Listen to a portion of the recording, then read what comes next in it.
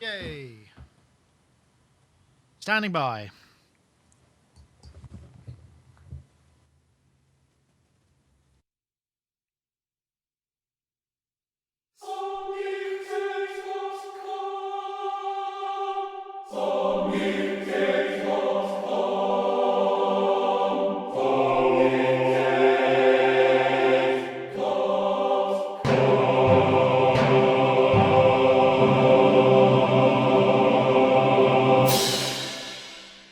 Hello, everybody. Welcome to Sonic Talk number 285, recording live today, Wednesday, the 3rd of October. I know it's the 3rd because it's my good lady friend, partner's, mother of my child's birthday today. Happy birthday, Jane. Hey. So, apart from that, it's another great week because we got a bunch of people joining us. Not purely, this feels like an honour again. I mean, not that it always isn't, but it's absence makes the heart grow fonder. So I want to say to Rich, how are you? Rich Hilton. Oh, I think good. I'll do that. Thank you. We'll say hello to Rich Hilton there over in Connecticut, who we haven't seen for a little while. I didn't test your vocal. Can you just give me a quick 1, 2? One, two. That's it. You're a little bit quieter than usual, but that's okay. If you've got a little bit more level, that would be fab. Coming right up there, Nick. Thank you very much, Rich. So how have you been, Rich? We've missed you. You've been busy. I have been busy. All kinds of different things. That's good then, right? Yeah, it is good. Is that a little better level? That's perfect. Skrilltonius, Okay, as Chevy Traveller says in the chat room. I have to go to the chat room. And There we go. Skrilltonius is in the house. In fact, I've got a load of. Here we go. I've got some dubstep patches on my Mini Nova here. Let's see what this one sounds like.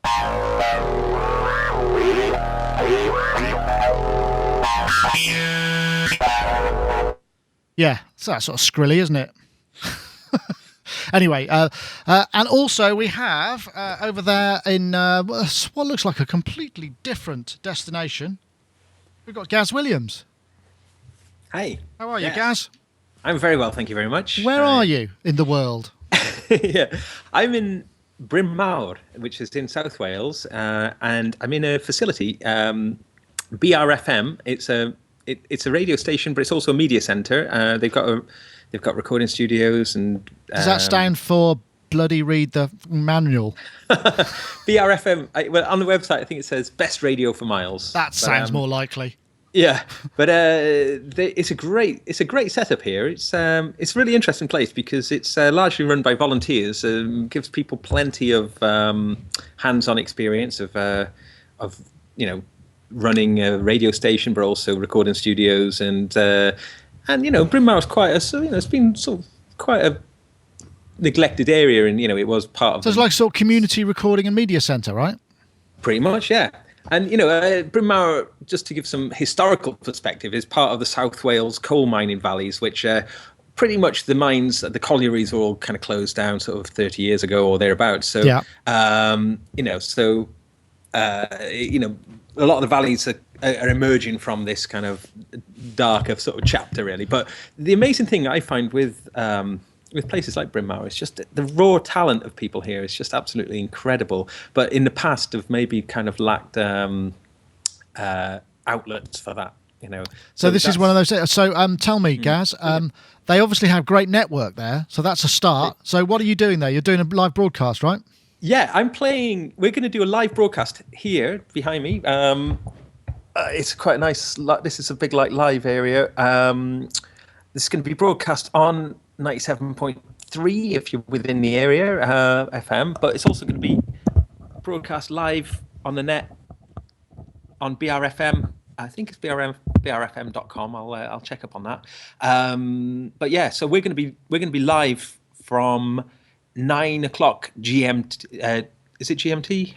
UK time. That'll do. I never know which is which. Yeah. So we're going to be 9 o'clock. So please, everybody, if it's possible, check it out because it's I've been playing with Rumbelows. That's a surf band I play in. All right. Yeah, that's roughly 5 hours from now. Yeah. For those of you who are somewhere else in the world. But it's. I mean, as I say, I think just. I was really impressed when I arrived here, and I got a little tour around, and they were showing me the second the second radio studio, and these two little chaps came out. I mean, they must have been about like 13 years old or something, and they'd been doing the weather report. They'd been doing so, Excellent. That sounds great. I would try and tune in there actually if I'm not out of the house. But that sounds really good. Anyway, well, thank you very much for joining us, and also we're going to go over here to Mr. Dave Spears, whose ever decreasing stack of gear. You're now just left with what looks like piles of CDs. Which are you going to take them with you, or are you going to stick them in the bin? Dave is moving to a new office premises.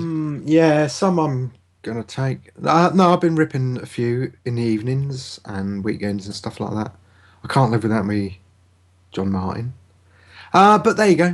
So yes, it's getting smaller, but I don't know how we're going to do this. I really don't. It's getting closer and closer, and I know it's going to be really painful.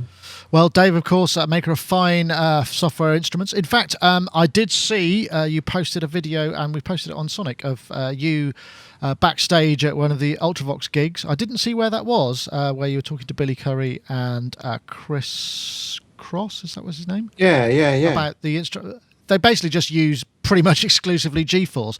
Are they like your G-Force boy band? I guess so, but not so much. Yeah, boys to middle-aged men. No, they're great, and Billy's been using our stuff forever. And then when they kind of reformed a few years ago, Excellent. Just helped them set up, and it was good. And a hot tip: I took my nipper, and she did all the camera work because my eyes are getting worse. And everyone was really, really nice, from the production people to all the stage hands. They were just really obliging. Top tip: take a 16-year-old girl with you. An accessory every man must have on a filming. It was a totally different, and people couldn't be more helpful. That's brilliant. Hello, you're nice. Oh yeah, that's really nice to see you. Brilliant. Excellent, and very nicely done as well. Anyway, you can see that on the site. We're also going to say hello to Mark Tinley. Mark Tinley is there also. I wonder what he sounds like today. I wonder whether he's going to be sounding like Ethan Weiner or. Because somebody said in the chat room, last week sounded like Ethan Weiner and looked like Robin Gibb. I feel like I ought to do something special now, but just being here is special. Well, you've got a different set of sunglasses. I know. Gina arrived back from collecting East from school, and I looked out the window because she phoned me when she came in, because this car that she's got borrowed, because she smashed our car up, so she's borrowed another one. And it's got Bluetooth on it, and it rang me up. The car rang you. Well, you are sounding better. I think last week there might have been a sample rate issue. It definitely sounded a bit like you were a semitone and a half down. But Mark Tinley, likebeing.com, sound artist, and look at a hair and glasses artist at the moment as well. You're ever changing. It's my new image, yeah. I like it. I'm liking it. Right, we best get started. The first thing is actually, it is quite. I haven't got anything to play, but I've got something to show. So if I just go to here, we can have a look. This is the news that Neil Young's launched this thing called Pono, which is only one consonant short of something else. But it's basically a very high resolution audio player. And Neil Young is kind of famously known for. In fact, there's a great line in the Guardian article which says Neil Young is a famously belligerent audiophile, which I think is something that I think any of us would be proud to have on our tombstones. I think, so he's launched this thing because he's basically always sort of said MP3s, it sucks, I mean, we put all this stuff out and it just gets crunched down. This thing, the Pono, will be able to play 192K 24-bit full res audio files, which, when coming from somebody as kind of prestigious as Neil Young, sounds like a great idea. I'm not that there is no other fact apart from there are various record companies on board. Like Warner Music has already converted its library. There's apparently Atlantic and Sony and Universal all kind of going, yeah, well, we could get on board with this. I wonder if this is because Neil Young has such clout when it comes to sales, because I noticed a kind of fairly rambling version of Heart of Gold had 20 million hits on YouTube. But I don't know, is this a good idea? I mean, Rich, you're probably making records perhaps on a higher frequency than the rest of us, apart from maybe Gaz. So what does this mean? Do you think this is going to fly? Well, I'd like to hear it, first of all. I'm very interested to hear it. And I wonder what the D2As are, whether they're any good. I mean, they'd have to be, really, wouldn't they? You'd hope. when you say the D to A, On the device, because this thing has headphone. on their actual device. Yeah. Because I mean, obviously, if you're taking all that high quality audio and squeezing it on there, you're going to want it to sound pretty damn good, right? Yeah. I could hardly be more skeptical of any of this. That's a great line. I think I might use that. I'm trying so hard to be gentle about it. From the idea that if you blindfolded Neil Young, turned him around, spun him around in the chair 3 times, played him in 96K 24-bit file, a 4401 24-bit file, and a 320 megabit encoded AAC file, that he could reliably tell me the difference. I would love to see that happen, first of all, just for openers. Then after we get past the fact that, let's say he's not necessarily the world's, and he might be the world's most astute audiophile. I literally don't know. But I don't assume he is, because he's, wrote Cinnamon Girl. So, but it's a cool thing to get an artist pitching your thing in the area, with music. It's involved in music and all of this, but really the actual technological aspects have nothing to do with music. So I want to hear it. Like I said, I could hardly be more skeptical, but I am open-minded and hopeful that a world in which we have now finally infinite dynamic range and infinitesimal distortion specs, we could finally actually project that to a world that would give a darn. At 3.9 gigabytes an hour. Pardon? At 3.9 gigabytes an hour file size. Oh, is that what it is? Apparently so. That's what I looked it up as. I hope I'm right, because I'm sure people will tell me if I'm not. A file. Sorry? You see, the thing is that you got to store immense files. One of the nice things about these compression formats is the convenience aspect, which is why they were invented. Have we gotten into the point where flash memory is so inexpensive that we can compete with that with a 192K file? And furthermore, I mean, if we really want to talk about it, I don't think you could. I'm not sure any of us would reliably tell you the difference between a 192K file and a 96K file. I guess what's funny about that, I'm sure you're actually right, unless, of course, you're in Neil's listening environment, where I don't doubt he has, that studio environment. I'm sure it would be much easier to tell than on a pair of earbuds coming out of an MP3 player. Yeah, sure, but I still can't tell. Okay. Damn good sounding environment, and I'm here to tell you that the differences are negligible. Right. So, I think it depends on the material, but I mean, I like the idea of it. I just think it's going to be really difficult for them to distribute this stuff, because it's massive downloads. I mean, they've got the record companies on board. It doesn't really take much for them to have to do that, so that's probably not such a big deal. But I mean, your data density in terms of delivery and everything else, storage, and what you have to sell people in order to be able to hold enough of the stuff to have it make sense. Meanwhile, Apple Lossless sounds pretty good. I think Mark's the one who hipped me to Apple Lossless, weren't you, Mark? At one point? Hi, Mark. Never mind. Hello. But, yeah, Apple Lossless sounds good. Yeah, you're right. I don't know. What do you think then? I mean, I'm guessing that perhaps one of the reasons that the record companies are kind of picking this up and giving it credence is because they're thinking, hey, a new format we can charge ever so slightly more for, or maybe a lot more for. Well, we can sell you all your music again. That seemed to be in there. Or part of the business model is that, yes, we'll replace all the music that you've got already, but you'll have to pay for it again. Why? And then we've remastered everything to this new format. Well, what do you mean? You took the 44.1 16-bit CD and then you just put more bits in there so that I think that it sounds better? I'm sure that might be the case. Completely go back to the studio and start all over again and remix everything from what, though? 24-track 2-inch analog, which has got nowhere near the bandwidth or the capacity to do this? Okay, sure. I mean, if they want to release new music in this format, say they told me that we've recorded the London Symphony Orchestra in this beautiful hall with a very, very tame and quiet audience who aren't going to make too much noise, and we've recorded it with the best microphones, and it's in 192 24-bit. I'd go, yeah, I want to hear that, because I want to know if it sounds like the orchestra when I put you know, and then I've got to spend probably $1,000 on headphones to make it worthwhile, right? So when I plug my $1,000 headphones into that box, if it sounds like I'm sitting in the auditorium, then I'll be impressed. But I don't want this. I don't want to go and buy this. What I really want is I want a multi-track version of some of the music that's out there.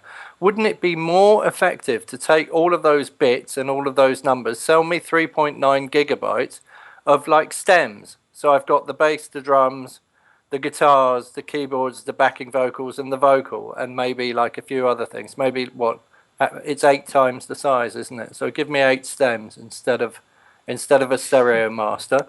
Give me 8 stereo masters, which I can play around with, and a little player to do it in. Well, that sounds like, but I think perhaps the reselling of the music is possibly one of those things. I know, Gaz, I'm guessing you have thoughts on this, being that you inhabit the mastering world to a degree as well.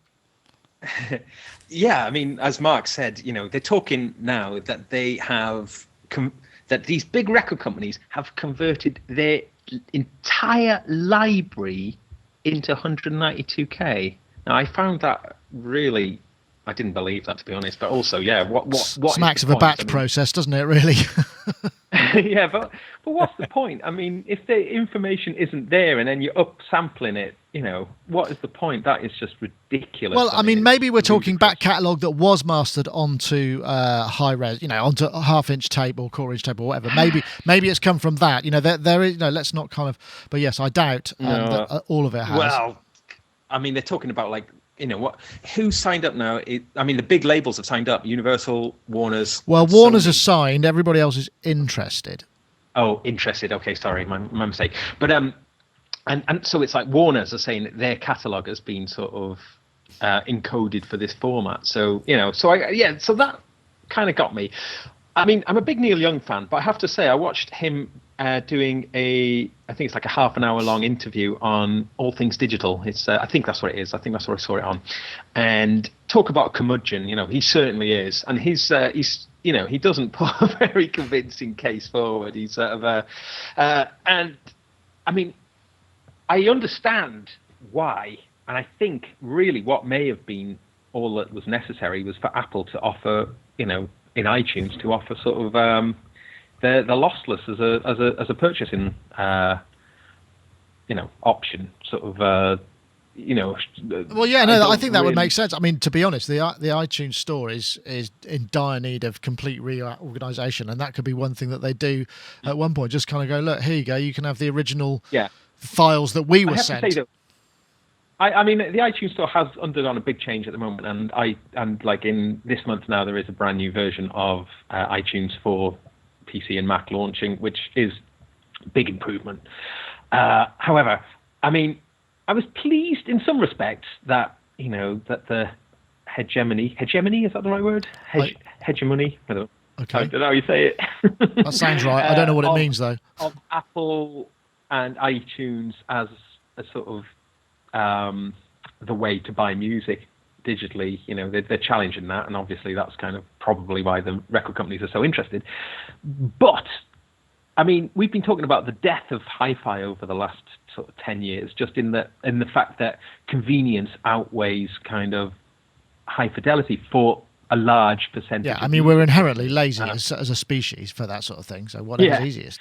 And you know, Neil Young's kind of answers to sort of, you know, questions about that is just saying, just download your song overnight. You know, saying it takes like was he saying that it takes like 3 hours a song to download or something? And I was just thinking, ooh, that's not really the buy it now, I want it now society that we've all come to know and love. It's a hard sell. I suppose. People have changed.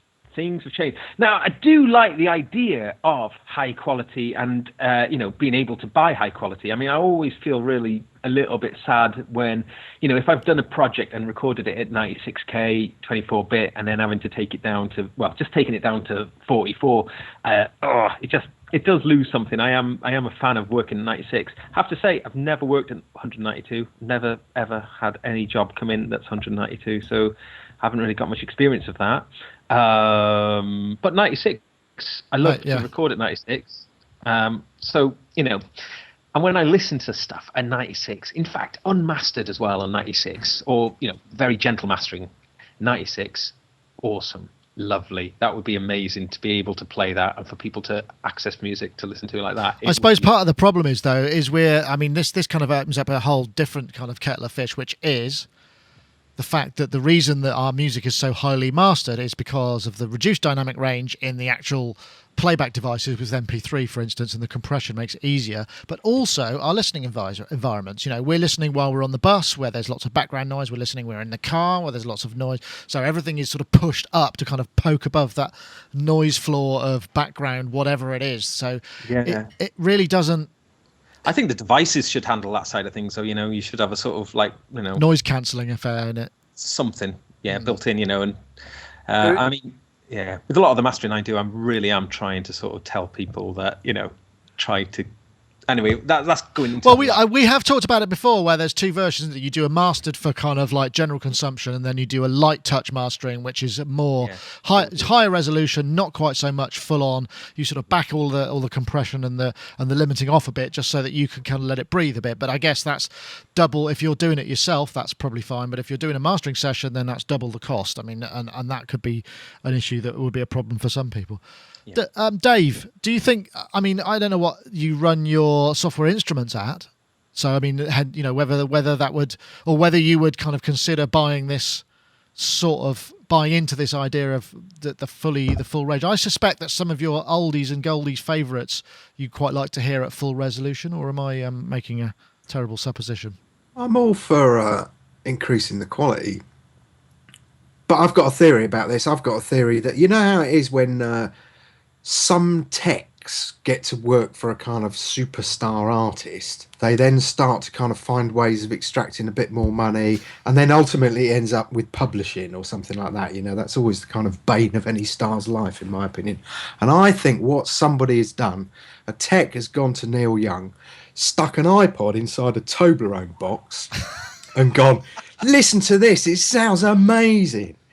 And over time, he's managed to persuade him to invest in this entire new industry, which is probably going to amount to nothing. There you go. That's harsh. That's my 2 pence. That's harsh, but it's an opinion I could. I think Neil Young's probably more famously known for his audio file. Well, I mean, I'm just talking perceived knowledge here. It's not like I followed his career and spoutings on those subjects. I did find a very good quoting site though. Neil Young quotes, this brainy quote, if I can find it here. Mm-hmm. There's loads of them. As you go through live, there's just all of these kind of. Where's the one? I can't get the right. You getting the mature dating ads as well? Oh, is that me? Oh yeah, Peanut. I must be. Yeah. Good Lord. But I don't know. I don't know whether or not this is all just kind of. It's like whether he's just the masthead and it sort of happens to fit with his thing. Because I mean, I saw him on the Letterman. I was going to play it, but I guess we just get nobbled on when we put this on YouTube. And he wasn't really explaining it terribly well or the need for it terribly well. He was just saying it's better. And can I make a point? Of course you can, Mark. I've always worked at 44.1, 16 or 24-bit if I feel really. Like pushing the boat out, I might record at 24-bit. And everybody's been banging on about this, especially us lot on this podcast. And I've got a mate who works at 48.24 because that's the broadcast standard to do that, 48.24. So I sort of thought, well, I probably ought to work at 96.24, right? So I'm working in Logic 9 in 96.24. I started to do some stuff with Apple loops, dragging Apple loops in or auditioning them in the sidebar, and it doesn't work. They won't loop. They play like the first little bit, they go boom, chip, and then it goes, and then goes round the loop and starts all over again. So you can only work at 44.1 in Logic 9 if you're using Apple loops. And even if you try and do stuff in the sample editor, it doesn't work properly. If you're trying to loop stuff up in the sample editor, you have to go back to 44.1 because it won't loop. It just does this skipping thing. Oh dear. So Apple are dragging the whole industry down. Do you think that Neil Young is just using this as a bit of a stick to poke poke his executive Well, friends at Apple. I did wonder about that as well, because the whole thing seems to be geared towards, if we can get all the other record companies to accept this format, then Apple will have to like join in and follow suit. It seems like, well, why does and all he had talk to do, about and all he that? had to do was make a kind of like you say, get an iPod Touch and stick it in a Toblerone case and paint it yellow. If he really wants to create like better, he doesn't want them following suit. Otherwise, he'll have competition. What do you want? Oh. To speak to your point and Gaz's point, I have received 192K masters, and by the way, they came from Warner Brothers. So when it says here that Warner Brothers has been busily converting their catalog to 192K 24-bit, rather, I meant 192K. When it says they've been busily doing that, I can stand to at least testify on some level that they've done at least some of it, because I have some of it. And Oh, right. yeah, it sounds great. I mean, make no mistake about it. It sounds wonderful, Gaz. It sounds like you just pressed play on a Studer A800. Ooh. It sounds like absolutely indistinguishable from what you would expect to hear from a good sounding tape machine. And I don't think 96K sounds much worse than that either. And that's why I say, with my back turned, I'm sure I could be fooled. Well, maybe we'll get to 96K then in the meantime. I don't know. I work at 96K quite often these days, and I do find myself banging up against CPU, although now that I'm running a 12-core, I'm banging up against a little less CPU. But because I run so much of my stuff in RTAS, or what will soon be AAX in Pro Tools, it does tax the computer a bit. And the additional doubling of sample rate from 48 does show some additional. I have to use some additional caution as I'm working to keep from beating up on the CPU. It's great. Isn't that bizarre that when you kind of actually to sort of use the latest cutting edge, or at least at least half of the latest cutting edge of a possibility, you have to kind of go back to what it was like when there wasn't enough power to work. Yeah. I mean, there is a sense of sort of space in 9624 that just isn't in 44.1. And it's something I think human beings have an ability to hear. I think we have spatial awareness at a much higher frequency than we can hear. Right. So I think there's a spatial awareness thing going on that we sense that we can't necessarily hear. Because I'm sure I can't hear much higher than about 15K now. But if there's something else going on, some other kind of hearing, I think that's what we sense. Well, it'll be interesting to see what happens. I just suspect we're going to see. And where is it going to be sold? I mean, that's the thing. It's great, but all the whatever massive percentage of music is sold via either Amazon or iTunes. And so, where's this coming from? Where's it going to be distributed? Because it's going to have all of that mechanism in. But I don't want to dwell on it too more. But it's worth checking out. And I would like to hear some 190. I'm not sure if I've got any hardware capable of playing it back. That's the thing. Right. I think I should probably say a quick word from our sponsors, because time has marched on. This has proved to be a more interesting topic than I'd first imagined. So let me just press the button. And those of you who are watching the video via YouTube or whatever will see that we have video content. This is Yamaha World of Applications. They've got over 20 applications in the music category alone, and that's growing kind of rapidly. I've got various performance and play, keyboard, ARP and drum out, which has actually just been updated to synth, ARP and drum out with a built-in synth. 61 sounds, 7 kits, effects. It's got an arpeggiator, some MIDI control. Perform and play. Got faders and XY pad for controlling your mocks, your motif, your S90S X, your S90 XS motif, and rack XS. Gives you a lot of possibilities to also edit and control the various voices, the XY control, and just things like effects, EQ, level of various different parts. Just gives you a lot of kind of visual ways of controlling your keyboards that perhaps, if they haven't got such a large display.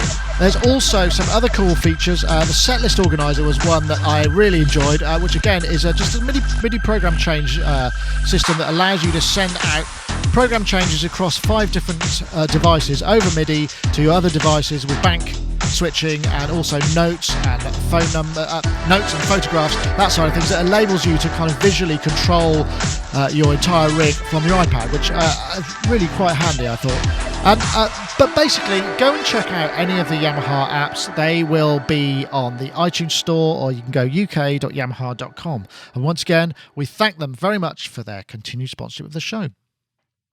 Right, this next topic, I don't know where to go next, really, because that one was a bit longer, so we could kind of skip to some more favourites. We got the popcorn robots a bit sort of perhaps flippant. I'm quite happy to do it. We want to do photos, chip grooves, or those little synth stacked drone type things. Or actually, we've also got the Hollow Sun. So I'm sure we can probably get most of those in. Maybe if we skip that. So what do you think? More chip grooves? No? Okay, I'm gonna take another cap. So what about, let's go for the Hollow Sun then, shall we? Why don't we do that? Because I know that Rich has downloaded that one, and this is quite an interesting... I need to switch to there. There we go. This is the new Hollow Sun Altaerion. I think that's how you pronounce it. If I press play, we can sort of hear it in the background. You'll have to tell me whether you're getting enough or too much of that or whatever. This is the demo of it. It's another Hollow Sun product. Again, very reasonably priced. It's 10 quid, which I'm guessing is probably around about 17, 18 bucks. And they say that it's basically the sample of a portable communications device intended for an overambitious and abandoned manned mission to Mars. I don't know if they made that up. I'm guessing they probably did, frankly, but it looks like just the ticket with all these dials, and they've done a great job on the interface, and obviously some great scripting in there, and it sounds very interesting. Got two oscillators, ring modulated waveforms, ADSR, multi-wave distortion chorus, convolution reverb, speaker sim combinations for vintage lo-fi tones. You are going to need the Kontakt 4.2 full version to run it, which is the only downside. But Rich, you sent me this topic saying, this is amazing. So, speak up. I have the same feeling I had, and people are going to be throwing tomatoes at me for this, when I first walked up to an AKS Synthy.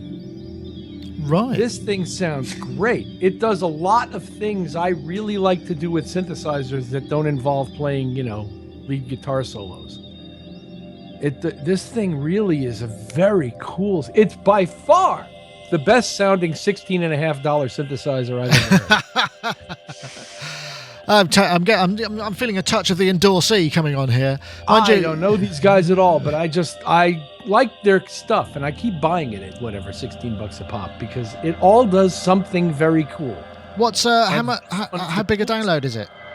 Pardon? How big a download is it? Oh, It was quick. It didn't take long. It didn't take long.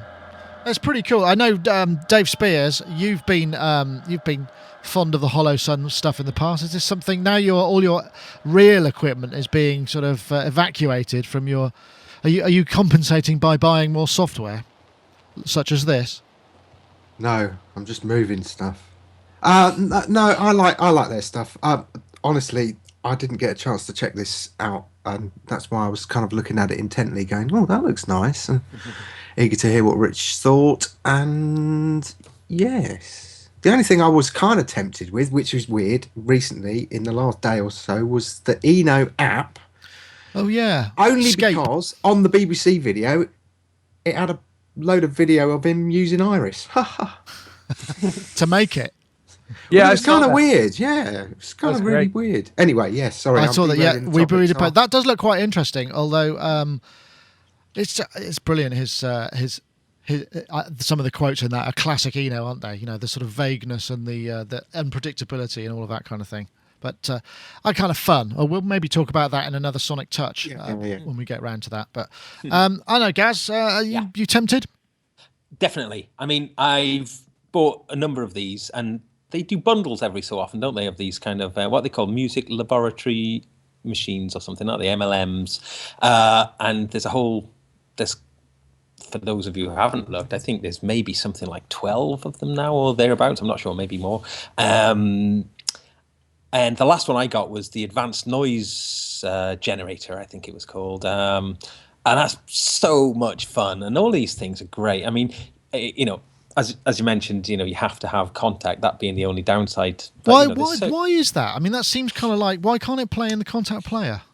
Tell me.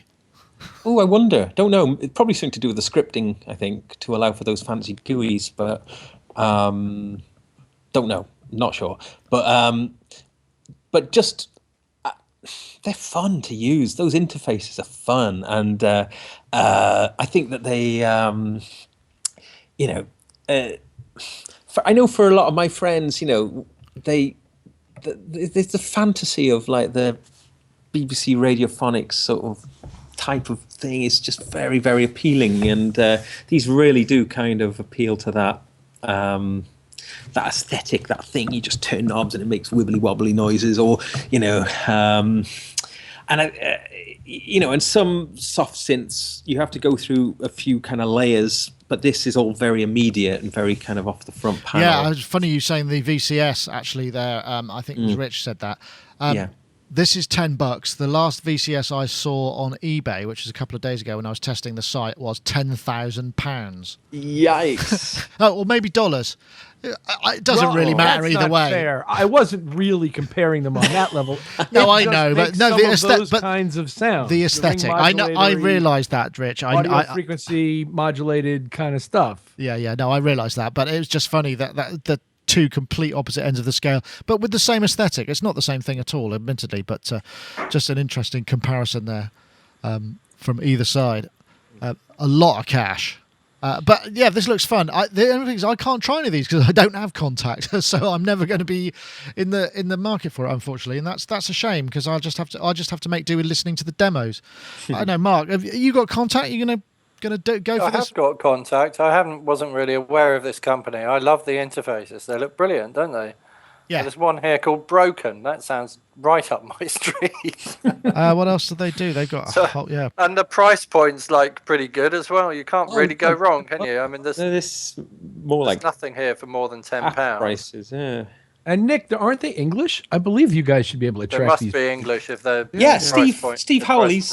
He's in Cardiff. Steve Howe, Hollow actually. Sun, yeah. Yeah, and Steve Howell's interesting guy, isn't he? He worked on the interfaces and for a lot of the Akai samplers. I know the S2000. He did a lot of the. Yeah, that's true. That That is Oh, right, okay. very true. I mean, the interfaces look like they make musical sense, and synthesizers don't always make musical sense, and there's something quite nice about, some of the labeling of the knobs on here. You kind of like go, oh, okay, I want to be, Cognosphere. That's see what does that?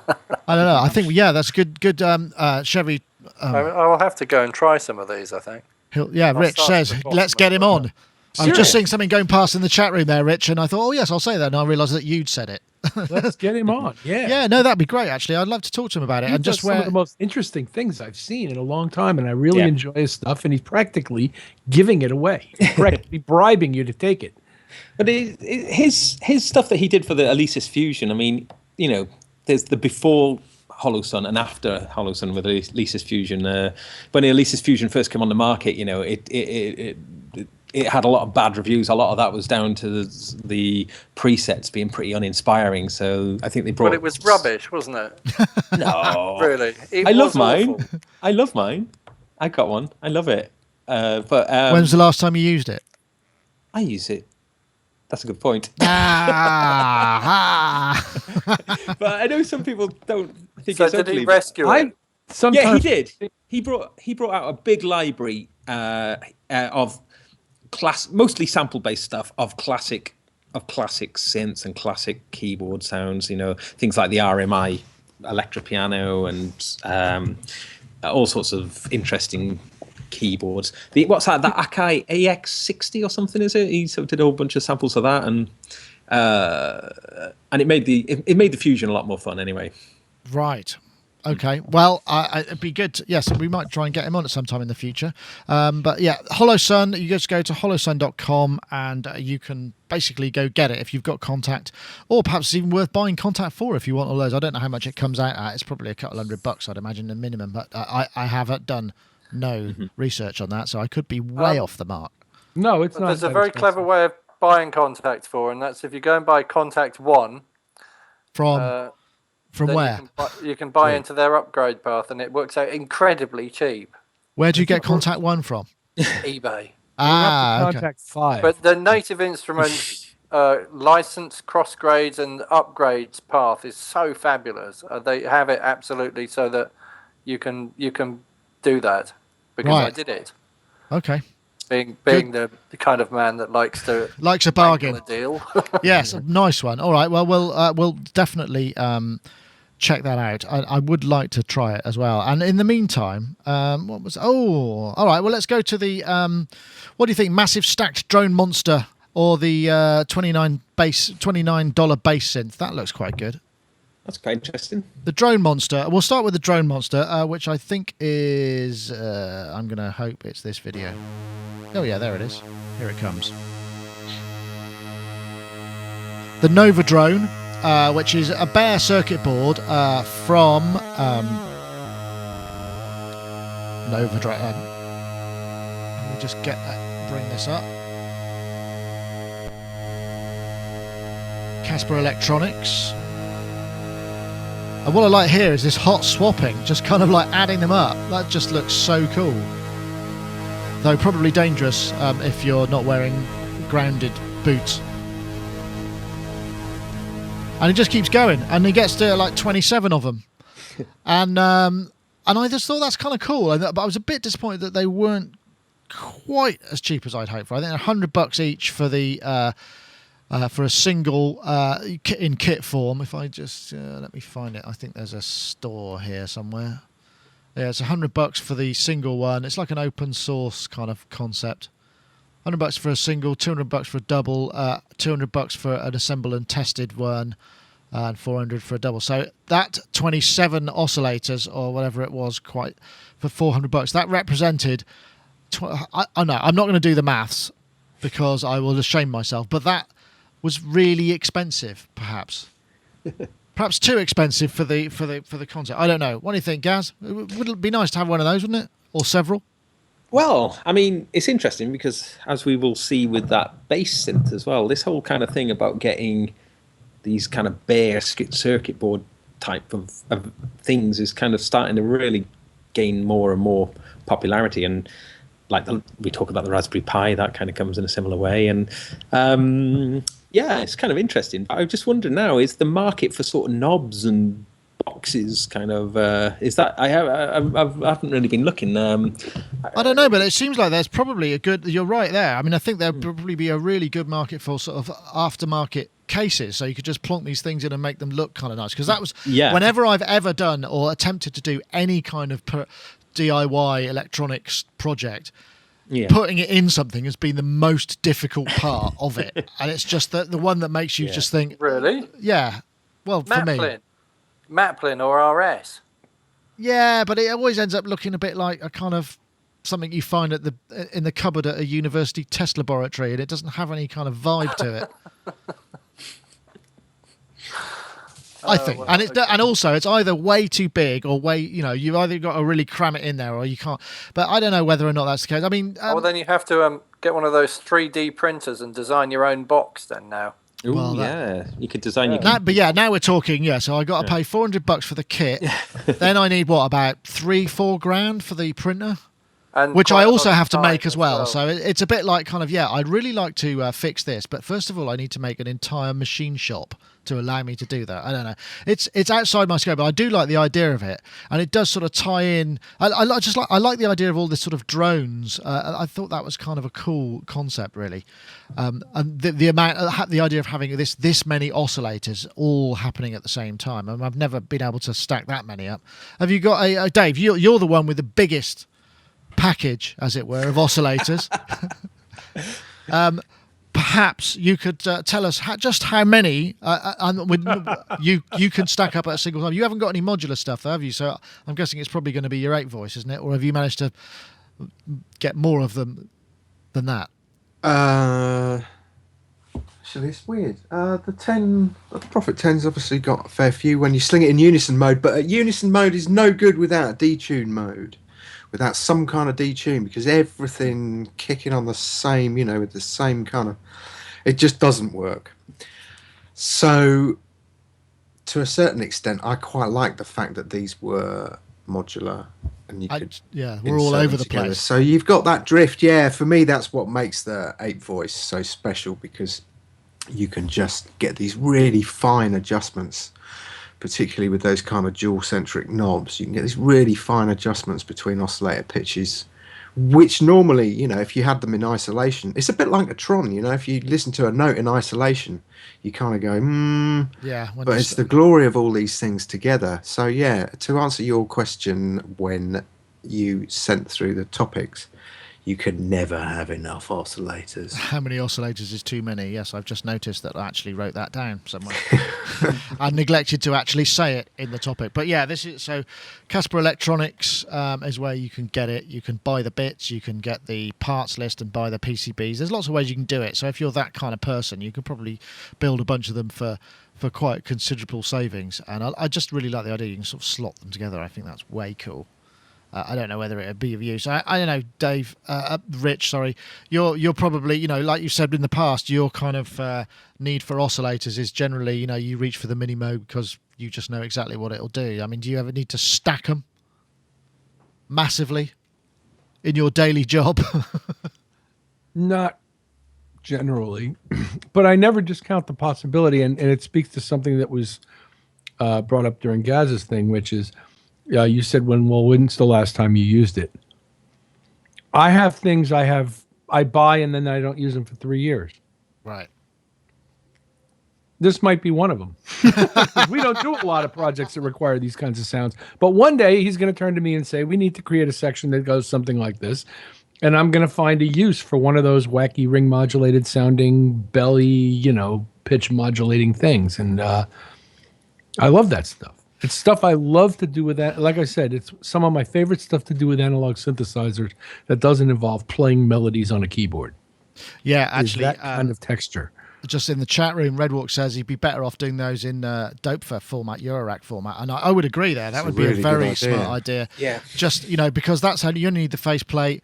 I don't know whether it looks. I mean, the actual board itself looks massive. So I don't know whether or not, I'm sure it can be done. You just mount them differently, but it would require a bit of redesign and work. But yeah, that would be a great idea. Get them in Dopefer format. In fact, that kind of leads on to the next topic a little bit, which I may as well play because it's in the same vein and it's kind of in the Raspberry Pi sort of vibe as well. This is something called the Bass Boy. I'm going to talk over this because this is Robert Miles' Children that he's done. Left, well, on my headphones, it's right is the Bass Boy and left is everything else. And that's it, basically. That's the thing there. It's this tiny little thing with a jack plug on the end and a MIDI interface sort of port that you can control the whole thing via MIDI. And it's $29, which actually makes it cheaper than the Raspberry Pi, which I think is going some. That's a pretty impressive bit of sell. So I like the idea of this. I mean, you could have banks and banks of these things, and it sounds. I know I'll stop that. It sounds very much like a 303. It's gone for the 303 thing, and that's quite funny because 303 still retails for like $1,000 plus, and this is $29. It might not be exactly the same, of course. I know, Dave. You created a Fatboy controller that was sort of could kind of control 303 style software. Was there? What do you think of this? Again, hasn't got a case. It was interesting, yeah. I really like the idea of it, and I love all this kind of DIY stuff and boutique stuff. But I really wanted to punch somebody after I heard the demo tune. There are some other demos, actually, which are slightly less... in fact, there's one here which I could play. They're slightly less Robert Miles. This one's still a bit acidy. I'm sure you'll love it. Let's see if we... There we go. This is sort of... He's obviously... a man who favours the Euro sound. What's not to like? Not too much. Mark will get flashbacks. I don't know. It's pretty good, but I mean, okay, the demo's not the best. No, it is, and it was. And but at first, I was kind of like, "Oh God, you could have picked something slightly better than that." And then I thought, it doesn't really sound that much like a 303 to me. And then it got better. And then I thought, wow. And then when the whole price thing, it was like, this is quite amazing, really. This is actually cheaper than a Raspberry Pi. All right, it only does. It's part of the. It's Microelectronica is the site. If I go here, and here, this is it on the site, and it's a kind of prototyping board system, and you can buy various different boards, and this is just one of the boards that you can that's pre-made. and that's the kind of thing that's got. I mean, but I have to talk to Mark about this because Mark is or was or has been the 303 king. So has been. No. 303 king. No, that sounded terrible. I wish I could rephrase that. I'm not taking that the wrong way at all. I'm just joking with you. It doesn't sound like a 303 to me, enough like a 303, and it sounds like it's got some squelchy 8-bit thing going on, which never quite works, does it? But then at the same time, if it's making all of the sounds that are in...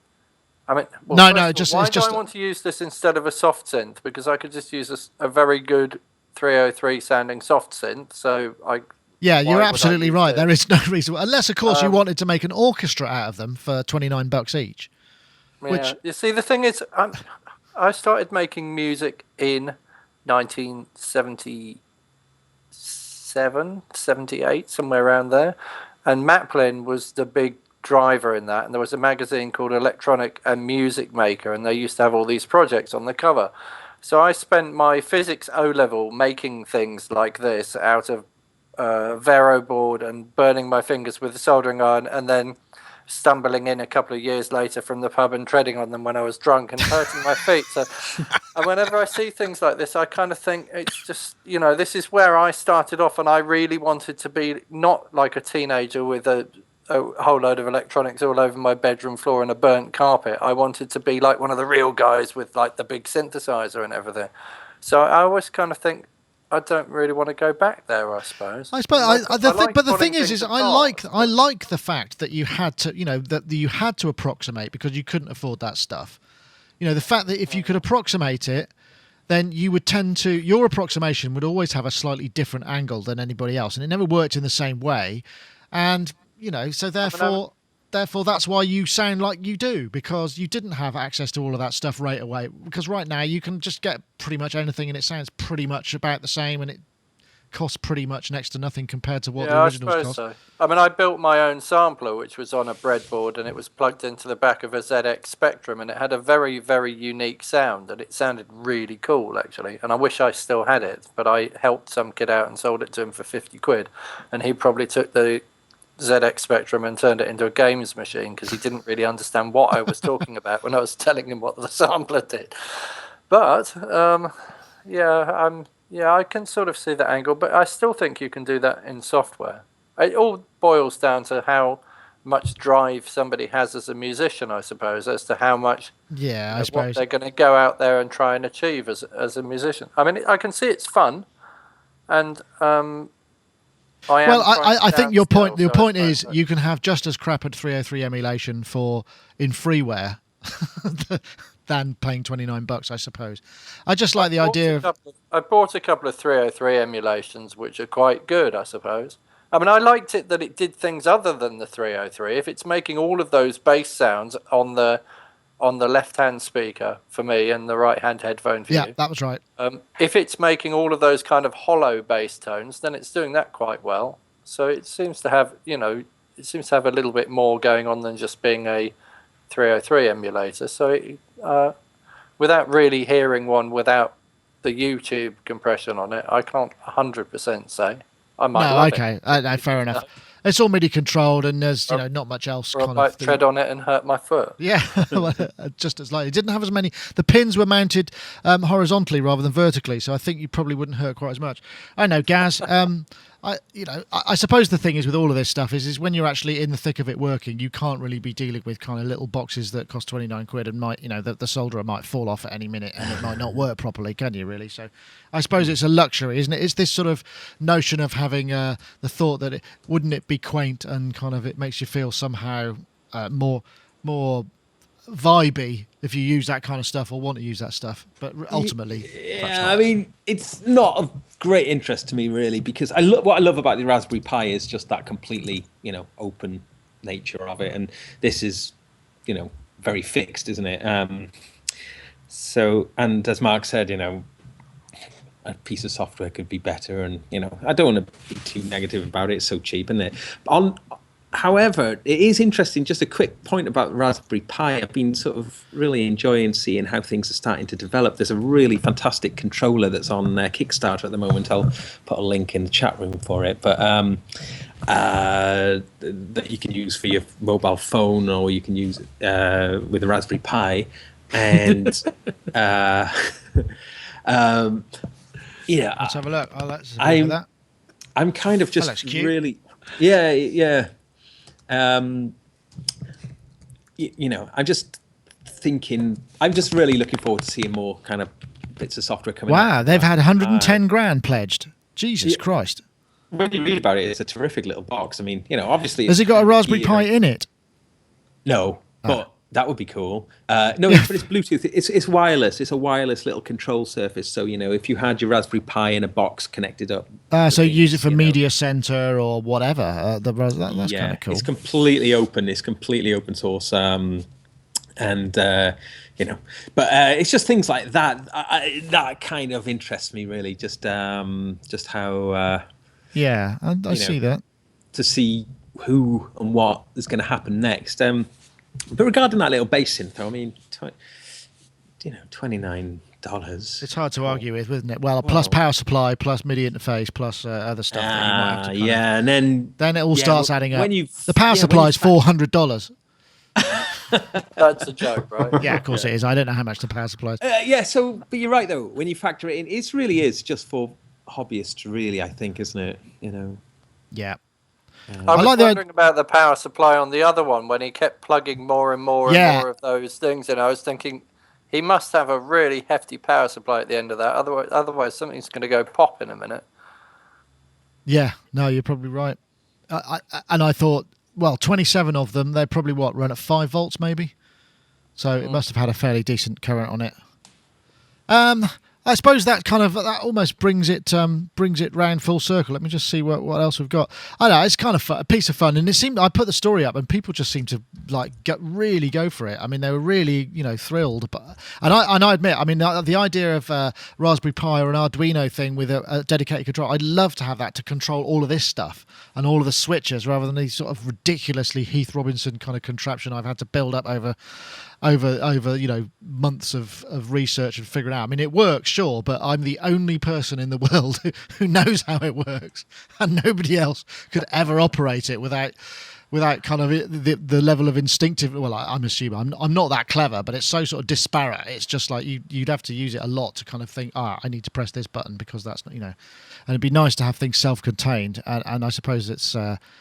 It just makes me think that perhaps as this stuff becomes more affordable and more open, then rather than me tinkering around with AppleScript and MIDI over network, I could be tinkering around with a piece of hardware that just basically did it, I didn't have to have... The kid's obviously very, very clever, because he's just, it said it comes from a childhood dream, and he's written it in... really simple code so that it'll run on anything without glitching. So he's obviously very, very clever. So in terms of something that showcases his brilliance, then it's probably a really good thing. And it would be nice to see him make some other. Can he make a Profit 5 that size? Actually? I can put in a packet of fat. Well, or can you make a profit at $29? Yeah, can make. That's a good point. Exactly. Profit. Yeah, there's another possibility. I would, if the Google Apps would allow me to write in the document that I've opened for this, I would actually write all these down, but unfortunately it won't. I suppose you could. The other thing you could do with this thing is make a polysynth out of it. Just get 8 of them. Why ever not? Yeah. I mean, it's because again, because I'm guessing it's programmable via MIDI controller, isn't it? Yeah, it's all MIDI. It's all MIDI control. It picks the same thing up from each one. Exactly. Right. Audio focus popcorn robot. Is that worth just a quick check on that? I think I've got that. Did I make a video? Did I get a video for that? I think I might have done. No, that's not it. Oh, that's the other one. That's not it. Oh, I haven't done a video for that. I thought I had. That's probably no point then, because I might be able to get that actually in there. Let me see. I'll do a quick one because I've got to leave a little bit early tonight because it's a birthday day. Let me just see if I can get that to run. Yeah, here we go. This is the Popinator. This was kind of cool, sort of cool. See if it'll play. Go on then. Or not, perhaps. I'm having a good tech day. Right, come on then, play. Hold on 1 second. There we go. Thanks. Pop? Yeah. Well, I'm doing this thing. No, it's an... It looks totally manufactured and fabricated as a piece of viral marketing for the company, but activated popcorn launching machine that is triggered by the word pop. So you could be sitting in your chair, standing in a room, and when you say pop, it's going to figure out where that sound came from, where the word pop came from, and shoot a piece of popcorn at it. The Popinator uses a binaural microphone system, which is similar to the way the human hearing system works. Basically, it's able to calculate using the small differences in the arrival time of sound waves and their reflections where a sound originated from. So why does it need those flashing LEDs, I wonder? Because that's got nothing to do with sound.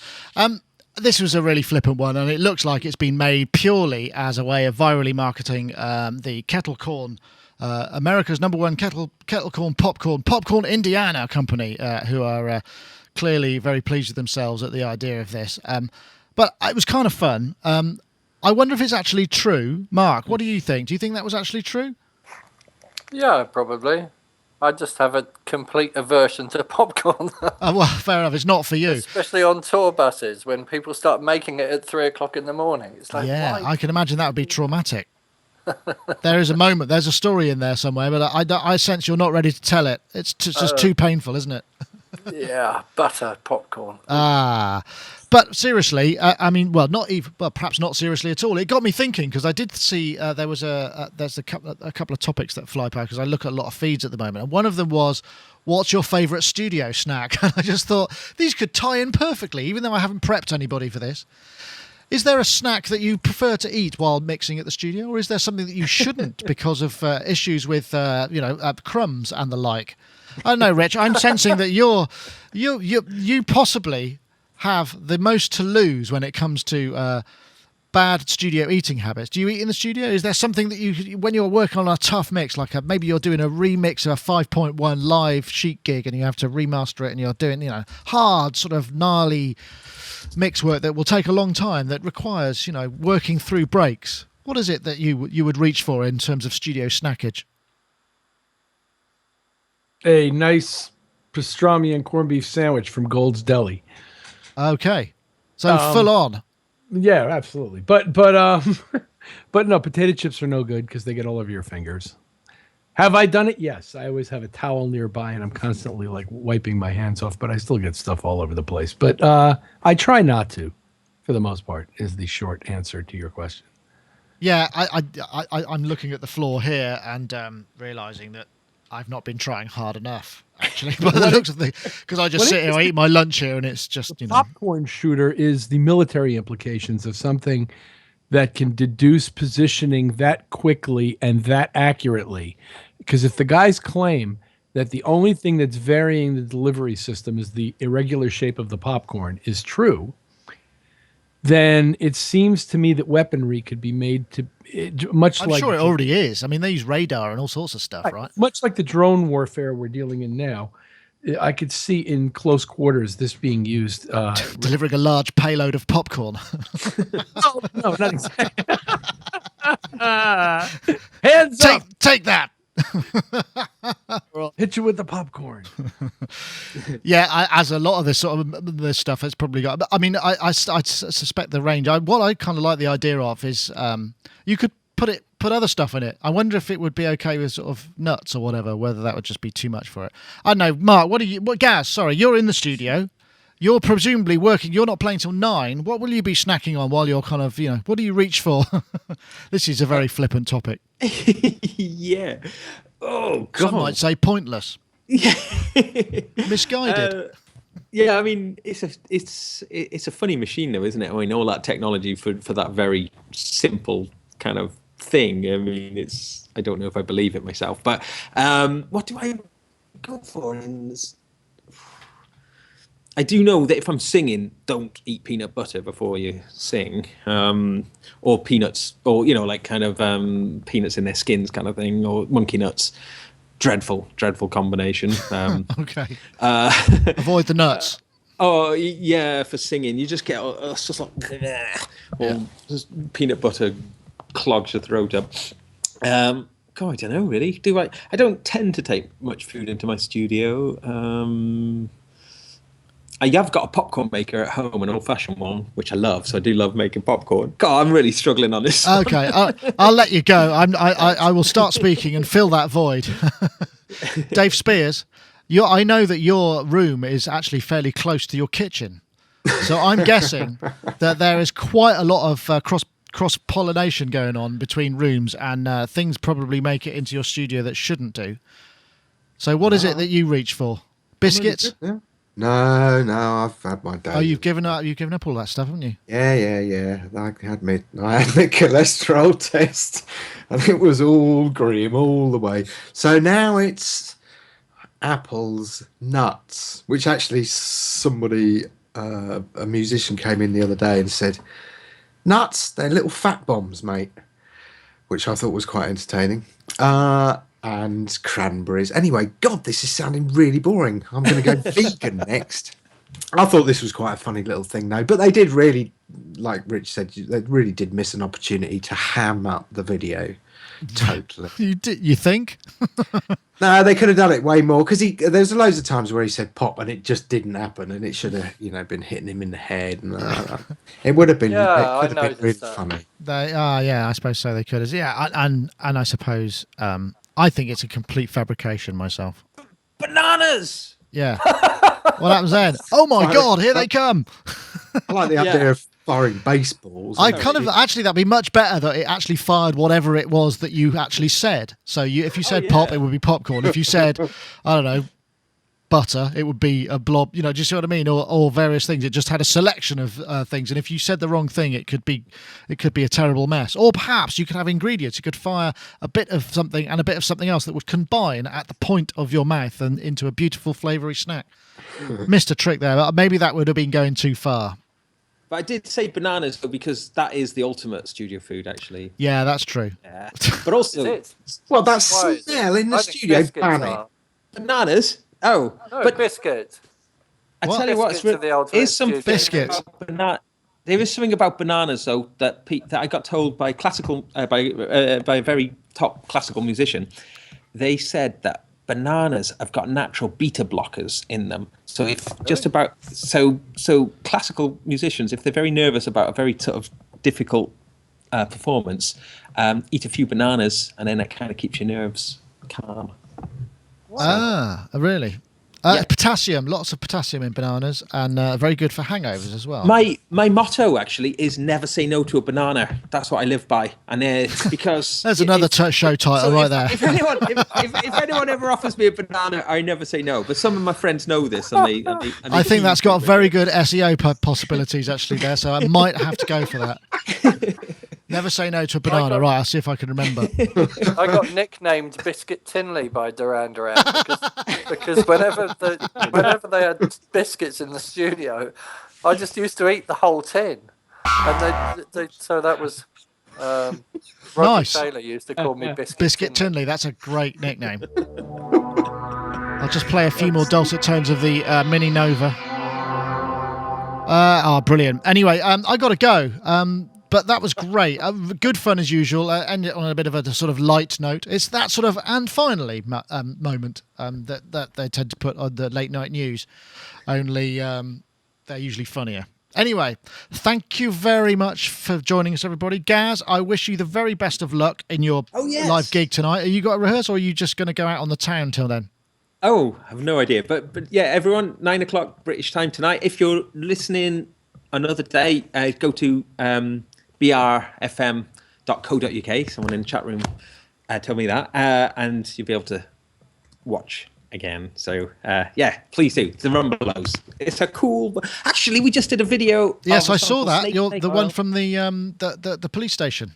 That's right. Yeah, all filmed with iPhones, and I've only just started video editing. That's my first kind of video I've made. That's cool. So, it's up on YouTube. Please check it out. It's Gaz Goldstar, same user there. You can see that in there. Yeah, please do. I'm really proud of my humble attempt there. Nice work.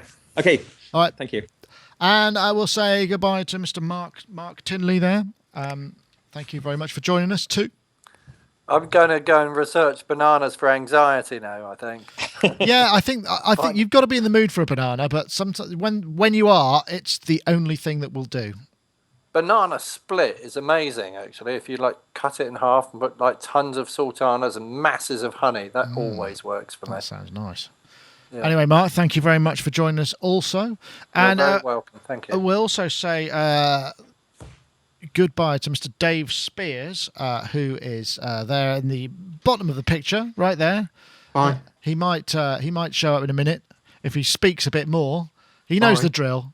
You know what you're doing. You're making I just quite like mucking it about. But so, will you be there next week, or are you going to be out of there? I'll be here. I don't know what's next week. What is the date next week? The date next week is going to be the 10th.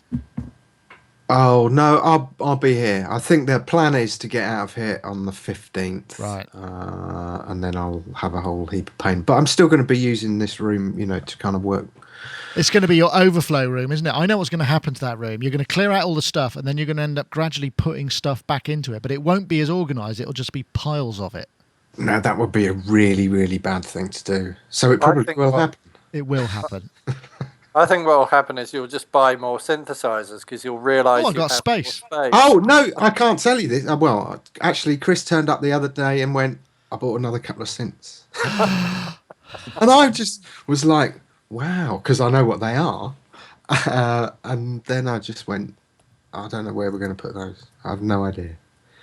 So yes, but I'll show them off when we get them. Oh, I can't wait to see that. Anyway, Dave, thanks very much for joining us. And also we got Mr. Rich Hilton there. If he would care to make himself known, I can guess which window he'll go for. We go 3, 2, 1, and then I'll press left or right, and we'll see if it works. Okay, so you just got to say a couple more words, Rich. Woof. I think you have to say Hi. About that much. Me. Oh. I was wrong. I went to the wrong side. Oh, there we go. Rich, anyway, did I just see in the chat room you went to see Eamon Tobin? Yes, I did. Wow, was it good? Was it thrilling? Was it what? Was it good? It was good. It was a visual feast. It was remarkable, actually. Was that the boxes? All the kind of it's what stage show. And it's powerful, and it sounds incredibly loud, and the amount of bottom end in that room was stunning.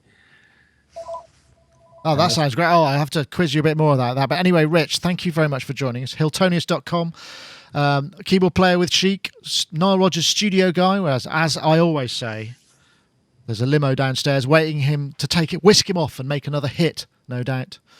So, yes, thank you very much for joining us, Rich. Great to have you back. Thank you. And I'm Nick Batt, editor of SonicState.com, and that was Sonic Talk number 285.